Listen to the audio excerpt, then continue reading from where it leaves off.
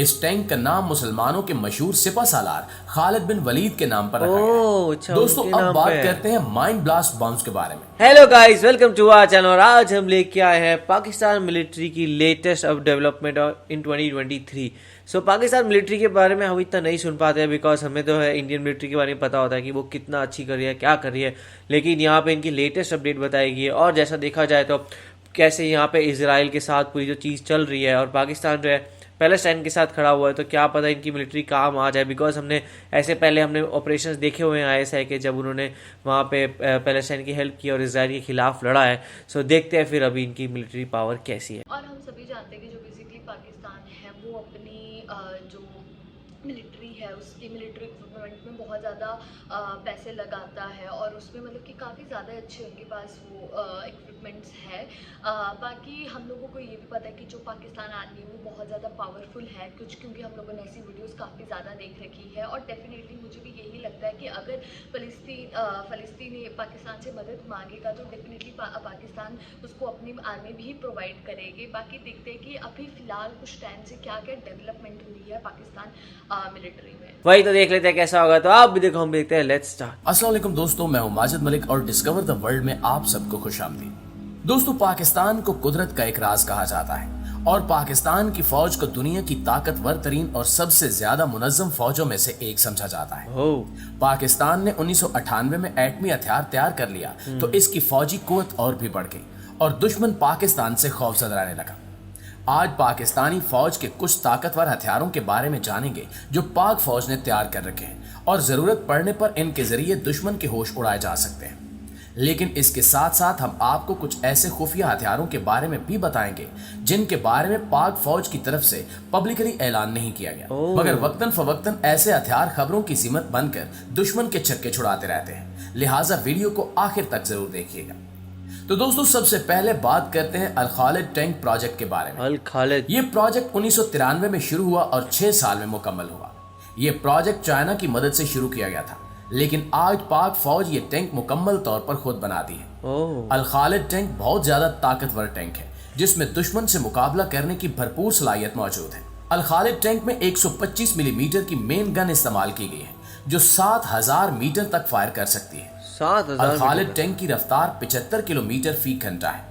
इसके अलावा ये टैंक 15 फुट गहरी खाई पार करने के अलावा 15 फुट गहरे पानी से भी आसानी से गुजर सकता है। अल खालिद टैंक में नाइट विजन आलात भी हैं जिनकी मदद से रात के वक्त भी दुश्मन की हरकत पर नजर रखी जा सकती है। दिलचस्प बात यह है कि इसमें फायर कंट्रोल सिस्टम भी है, यानी कि आग को कंट्रोल करने का सिस्टम भी इस टैंक में मौजूद है। इस टैंक का नाम मुसलमानों के मशहूर सिपह सालार खालिद बिन वलीद के नाम पर रखा गया। दोस्तों अब बात करते हैं माइंड ब्लास्ट बम्स के बारे में। माइंड ब्लास्ट ऐसे बम होते हैं जिन्हें जमीन के अंदर रखा जाता है और जब कोई भी इस पर से गुजरता है तो बम फट जाता है। इससे निपटने के लिए पाक फौज के पास एक टेक्नोलॉजी है जिसका नाम NVERD ट्रैवल एंटी माइन है। अगर कभी दुश्मन के इलाके में जाना पड़े तो फौज इस एंटी माइन रोलर को अपने टैंकों और दूसरे तमाम हथियारों से आगे रखती है। इसका मकसद ये होता है कि अगर रास्ते में कहीं माइन ब्लास्ट हो तो ये एंटी माइन उन बमों को तलाश करके लेजर शुआओं के जरिए पहले ही तबाह करते। अच्छा दोस्तों AM-50 एक मसनूई पुल है जिसे एक व्हीकल के साथ मूव करवाया जाता है। पाक फौज इसे तब इस्तेमाल करती है जब रास्ते में पहाड़ या खंदक हो या रास्ता बंद हो। ये पुल 10 से 12 मीटर लंबा और 4 मीटर चौड़ा होता है और 2 से 6 मीटर की गहराई को पार करने के काम आ सकता है। AM-50 को इस्तेमाल करते हुए पाक फौज उन रास्तों को भी पार कर सकती है जहां से आगे बढ़ना मुश्किल हो। माइन डिस्पोजेबल सिस्टम, कहीं भी ब्रिज बना लो। दोस्तों ये टेक्नोलॉजी पाकिस्तान ने खुद बनाई है। माइन डिस्पोजेबल सिस्टम एक ऐसी जबरदस्त टेक्नोलॉजी है जिसके जरिए एक व्हीकल 1 सेकंड में 5000 मिसाइल दुश्मन की तरफ फेंक सकती है। ये एक इंतहाई ताकतवर हथियार है जिसके जरिए दुश्मन को बगैर मौका दिए उसके इलाके में थोड़े वक्त में ही बड़ी तबाही फैलाई जा सकती है। दोस्तों MVRDE की तरफ से बनाई गई ये ड्रैगन माइन व्हीकल रास्ते में माइन साफ करने के लिए इस्तेमाल की जाती है। जिस रास्ते से पाक फौज की गाड़ियां या टैंक गुजरते हों वहां ड्रैगन व्हीकल को इस्तेमाल किया जाता है। अगर कहीं रास्ते में कोई माइन हो तो ये ड्रैगन व्हीकल उस बम को फटने से पहले ही दूर फेंक देती है। माइन हटाने के लिए दो इतनी मजबूत है कि अगर किसी तरह का कोई बम इस व्हीकल के नीचे फट जाए तो भी इसे कोई नुकसान नहीं पहुंचता। इस वजह से ये पाक फौज का एक अहम और कीमती हथियार है। नाज़रीन, पाक फौज का एक और ताकतवर हथियार टाइप 84 है। ये एक व्हीकल है जो Type एक 84 वक्त में 24 रॉकेट फायर कर सकती है। ओह ये वाह। इस कदर ताकतवर हथियार है कि जंग में दुश्मन की जमीनी ताकत को तबाह करके रख दे। इसे पाकिस्तान ने चाइना से खरीदा है। चाइना ने यह व्हीकल 1984 में तैयार की थी, इसी वजह से इसे टाइप 84 कहा जाता है। IL-78 नाजरीन, ये एक ऐसा त्यारा है जिसे एयर टैंकर रिफ्यूलर भी कहा जाता है। ये फिजा में दूसरे हवाई जहाजों में फ्यूल भरने के लिए इस्तेमाल होता है। इससे पहले पाकिस्तान के पास एयर रिफ्यूलर का इंतजाम नहीं था, इसलिए पाकिस्तान ने यह त्यारा यूक्रेन से खरीदा था। यह वाहिद त्यारा है जो 88,000 किलोग्राम वजन के साथ परवाज कर सकता है। प्यारे साथियों, पाक फौज का एक अहम हथियार M88A1 रिकवरी व्हीकल है। ये बख्तर बंद गाड़ी है जिसे पाकिस्तान ने अमेरिका से खरीदा है। जंग के दौरान आर्मी का गाड़ियों या टैंकों का नुकसान हो तो M88A1 के जरिए इन्हें मौके पर रिकवर किया जा सकता है। यानी खराब हुई गाड़ियों को फौरन ठीक करके फिर से जंग में इस्तेमाल के लिए तैयार किया जा सकता है। कमाल की चीजें इसके आ गई अलावा नहीं? JF-17 थंडर का नाम तो आपने जरूर सुन रखा होगा। ये एयरक्राफ्ट पाकिस्तान और चाइना ने मिलकर तैयार किया है और ये एयर टू एयर और एयर टू ग्राउंड बैक वक्त दोनों मिशन करने की सलाहियत रखता है। यानी कि ये परवाज के दौरान जमीन पर भी निशाना ले सकता है और दुश्मन के दूसरे त्यारों पर भी। जी तो दोस्तों, ये थे पाकिस्तान के कुछ ताकतवर हथियार। अब आपको ऐसे खुफिया हथियारों के बारे में बताते हैं जिनके बारे में पाक फौज ने अभी तक ऐलान नहीं किया, मगर वो बहुत अहमियत के हामिल और बहुत ताकतवर हथियार हैं। तो खवातीनो हजरात, खुफिया ताकतवर हथियारों की फहरिस्त में सबसे पहले है तैमूर मिसाइल। इस मिसाइल की रेंज 7,000 किलोमीटर है, यानी कि इसको दूसरे बराज़मों पर हमले के लिए भी इस्तेमाल किया जा सकता है।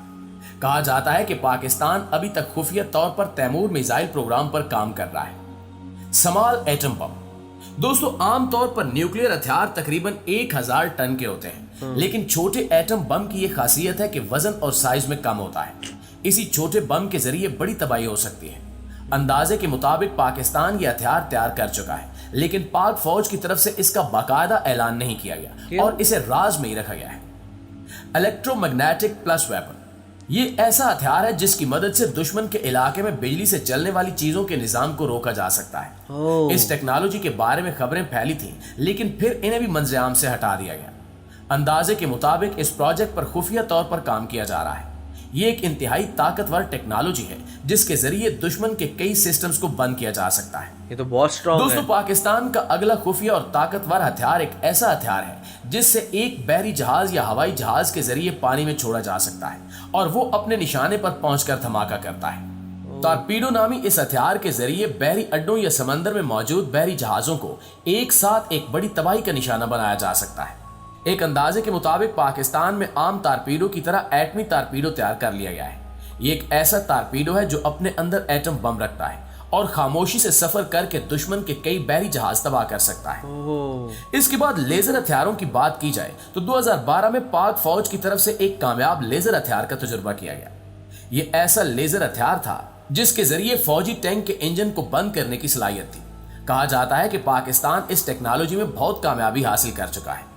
इसके अलावा मजीद लेजर वेपन्स भी तैयार कर रहा है। छठे नंबर पर है हाइड्रोजन बम। ये एक न्यूक्लियर हथियार है जो बड़े पैमाने पर तबाही फैलाने की सलाहियत रखता है। कहा जाता है कि पाकिस्तान ने 2012 में हाइड्रोजन बम तैयार कर लिया था। सातवें नंबर पर सोलर ड्रोन है। सोलर ड्रोन एक ऐसा ड्रोन है जो सूरज की ताकत के जरिए काम करता है और चार्ज हो सकता है।